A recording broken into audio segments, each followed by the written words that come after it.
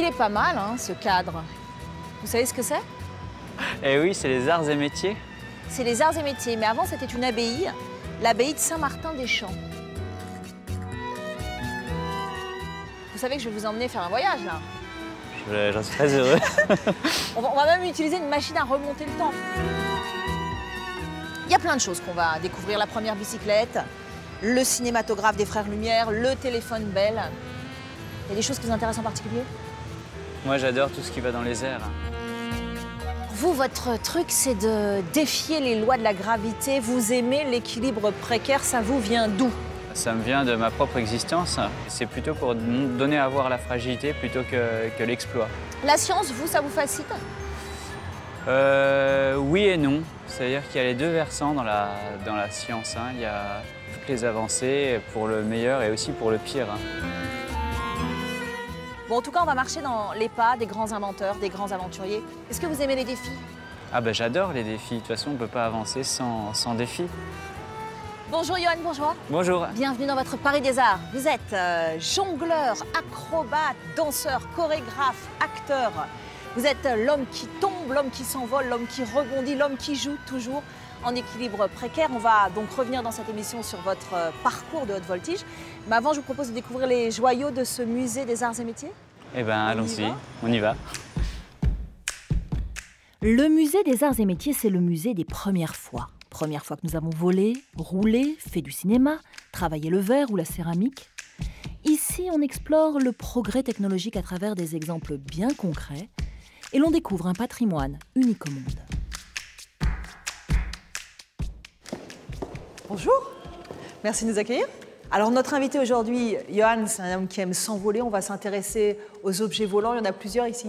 Il y a les premiers avions. Il y a les premiers avions. Allez, Allons-y.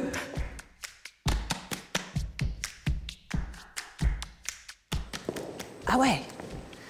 Ah oui, c'est impressionnant là. Qu'est-ce que c'est ça? Alors vous êtes sous les ailes du premier engin, premier avion à avoir réussi à décoller du sol. Nous sommes à la fin du 19e siècle. Il a volé cet avion-là? Alors, on évoque plutôt un bond, puisqu'il va faire 300 mètres, mais à une hauteur de 50 cm environ. Ça va, t'auras pas le vertige? Non, 50 cm, je pense que ça va aller. Ouais, c'est fou. Ah non, ça c'est fou de le voir de si près.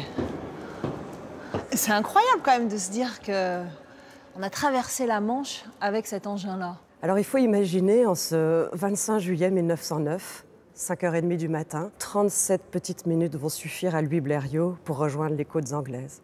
Incroyable. 37 petites minutes qui vont changer l'histoire de l'aviation et l'histoire de Louis Blériot.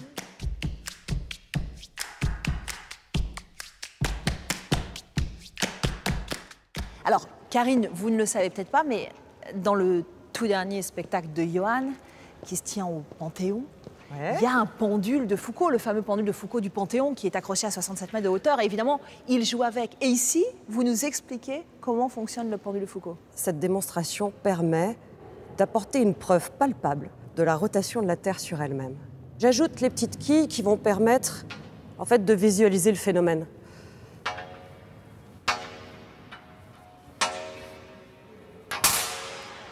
On a évidemment tendance à penser que c'est le plan d'oscillation du pendule qui, petit à petit, en tournant, fait tomber les quilles. Et en fait, pas du tout. Ce n'est pas le pendule qui vient aux quilles, ce sont les quilles qui viennent au pendule. Oui, c'est ça. Parce que la Terre tourne. Parce que la table tourne, l'Église, nous avec, parce que la Terre tourne sur elle-même. Johan, dans votre spectacle au Panthéon, est-ce que le pendule de Foucault alimente votre réflexion et votre créativité, votre création? Bah oui, parce que moi, je m'intéresse à tous les phénomènes physiques. J'essaye de les rendre perceptibles. Et là, ce dispositif-là, du pendule de Foucault, je le trouve particulièrement éloquent et c'est ça qui m'intéresse. On donne à voir des rapports de force élémentaires comme l'inertie, l'équilibre, l'énergie. Et au passage, vous vous offrez le Panthéon de votre vivant, vous ne doutez de rien? Non. C'est bien.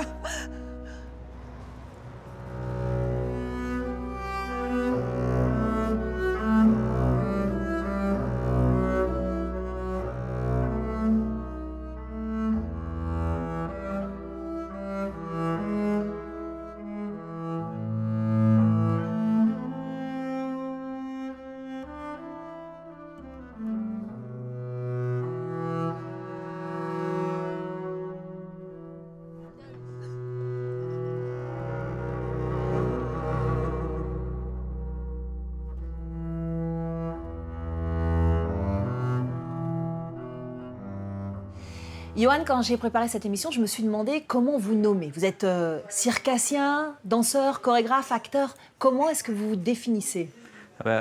J'essaye vraiment de ne pas me définir. Hein. C'est vraiment important pour moi. Après, je dois avouer que je viens du cirque et que je continue à travailler des techniques classiques du cirque, telles que la voltige, l'acrobatie, le jonglage. Mais j'aime penser que je suis à un endroit de lisière entre différentes disciplines. Vous venez de le dire, inclassable. Vos spectacles sont aussi tous différents les uns des autres. Il y a toujours quand même un point commun, c'est une recherche de l'équilibre, une recherche plus précisément de ce que vous appelez, vous, le point de suspension. Expliquez-nous. Alors, le point de suspension, c'est une notion que j'ai découverte en faisant du jonglage. Et c'est un moment, ou plus précisément un instant, où quand l'objet des jongleurs est lancé, celui-ci atteint le plus haut point juste avant la chute. Donc c'est un instant assez intéressant parce qu'à cet endroit, l'objet est délesté de la gravité. Et c'est l'instant exact, ce point de suspension, c'est-à-dire il ne dure pas. Et j'ai l'impression qu'il est exactement à la croisée de deux champs lexicaux, le champ lexical de la physique, avec l'absence de poids, et le champ lexical temporel, c'est-à-dire l'instant absolu, le présent. Et l'objet, souvent, c'est vous. C'est vous qui vous êtes lancé et qui atteignez ce point de suspension avant de retomber. Qu'est-ce qui se passe dans ce très très bref instant qui, j'imagine, doit durer un quart de dixième de seconde? Eh ben, il y a une volupté toute particulière. C'est vrai qu'à force de lancer mes objets, j'ai voulu me mettre à leur propre place. J'ai voulu moi-même être jonglé, donc j'ai utilisé des moyens des engins de propulsion, tels que le trampoline, la bascule, la balançoire russe, tous ces trucs un peu barbares, mais pour essayer en effet de moi-même me suspendre.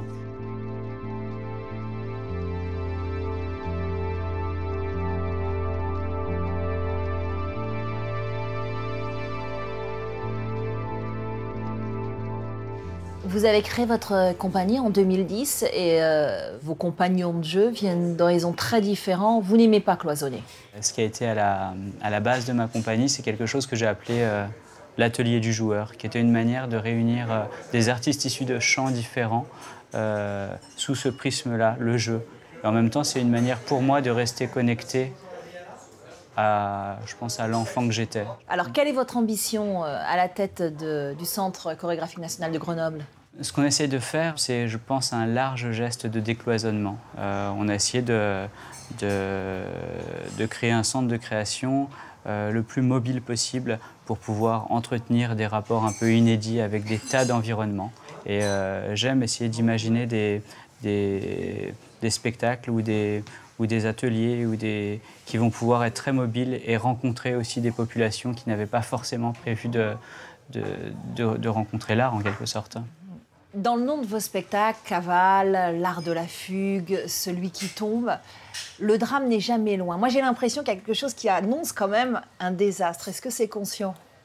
À chaque fois, les dispositifs que je crée, les dispositifs sur lesquels reposent ces spectacles-là, précarisent en quelque sorte l'environnement. Dans ces scénographies, effectivement, la vie est un tout petit peu plus dure qu'au quotidien. C'est sans doute parce que j'ai l'impression que l'époque dans laquelle on vit actuellement est une époque de profonde mutation où les choses qu'on croyait stables en réalité se découvrent plus fragiles qu'on ne le croyait et du coup réfléchissent aussi notre propre fragilité.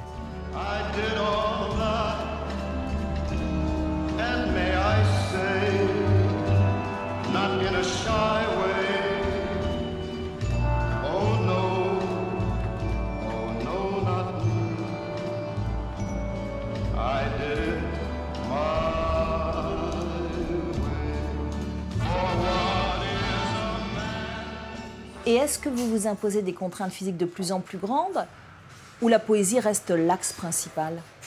La base de mon langage poétique, c'est la contrainte physique. Pourquoi la contrainte physique? C'est peut-être parce que je cherche un langage qui soit universel. Et les langues, habituellement, sont toujours plus ou moins reliées à des cultures. Et j'ai l'impression que dans la grammaire que j'utilise, les éléments essentiels sont des éléments auxquels on doit tous faire face, qu'on soit enfant, qu'on soit vieillard, qu'on soit asiatique ou qu'on soit africain. On doit tous supporter son propre poids, on doit tous essayer de tenir debout. Et c'est les éléments principaux qui constituent mon langage.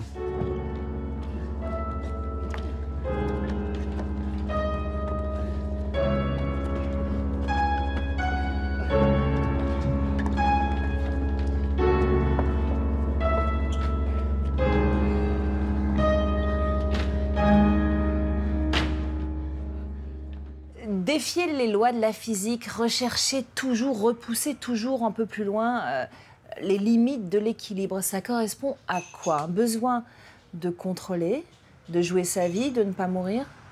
Dans la défiance aux phénomènes physiques, la prise de risque en général est pour moi un intensificateur de présence. Et c'est ça que je cherche. C'est à travers ces expériences avoir le sentiment d'une vie particulièrement intense.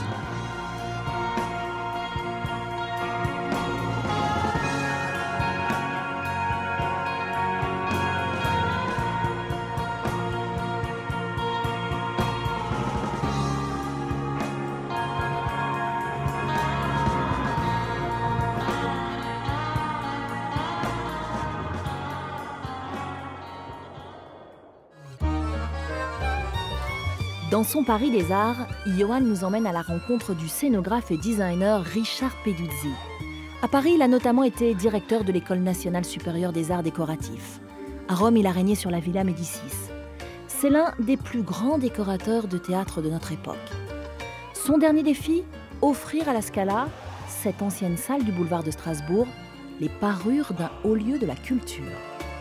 Richard, c'est votre dernier bébé ici. Nous sommes à la Scala. Il n'est pas encore né. On attend tous avec impatience qu'il arrive au monde. Septembre 2018, premier spectacle. Voilà. Et vous avez été chargé d'imaginer évidemment le décor, la scénographie de cet endroit. Qu'est-ce que vous avez imaginé? Chargé de donner un esprit, de donner une couleur, de retrouver l'odeur du théâtre.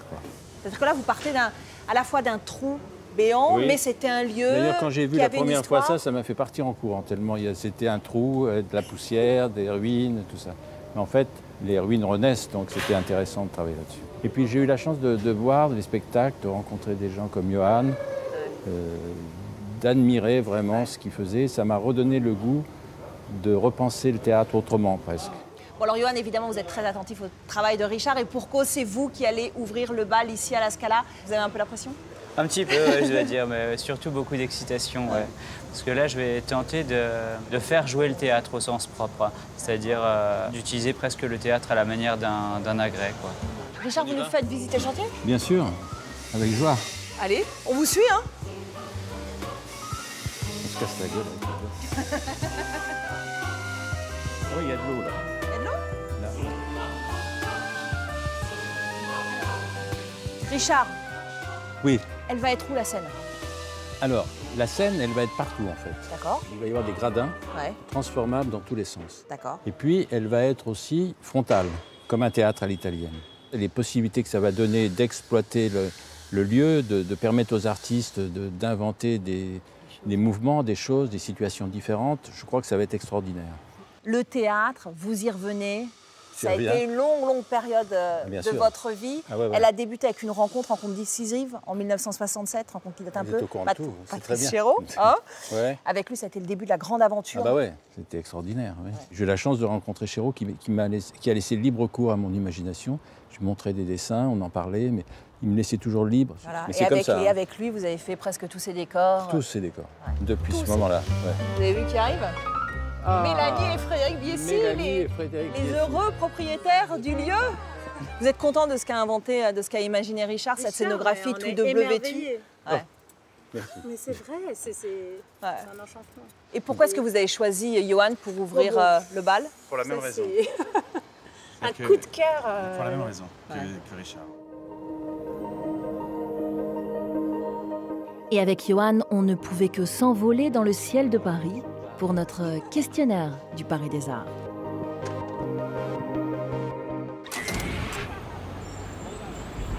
Mon plus beau souvenir, je crois que c'est une séance d'hypnose nocturne au cimetière de Montmartre. Ça a duré toute la nuit, c'était incroyable. Avec un professionnel? Ouais, une professionnelle. Sur des tombes? Pas sûr, non, non. Pas loin. Pas loin. J'adore l'ancienne voie de chemin de fer qu'on appelle, je crois, la Petite Ceinture vers le 15e arrondissement. Alors, je sais pas, on peut pas vraiment appeler ça une salle, mais disons, vu que j'aime jouer partout, je rêverais de jouer à la piscine, je crois qu'elle s'appelle Molitor. Molitor. Ouais. Je dirais une douce turbulence.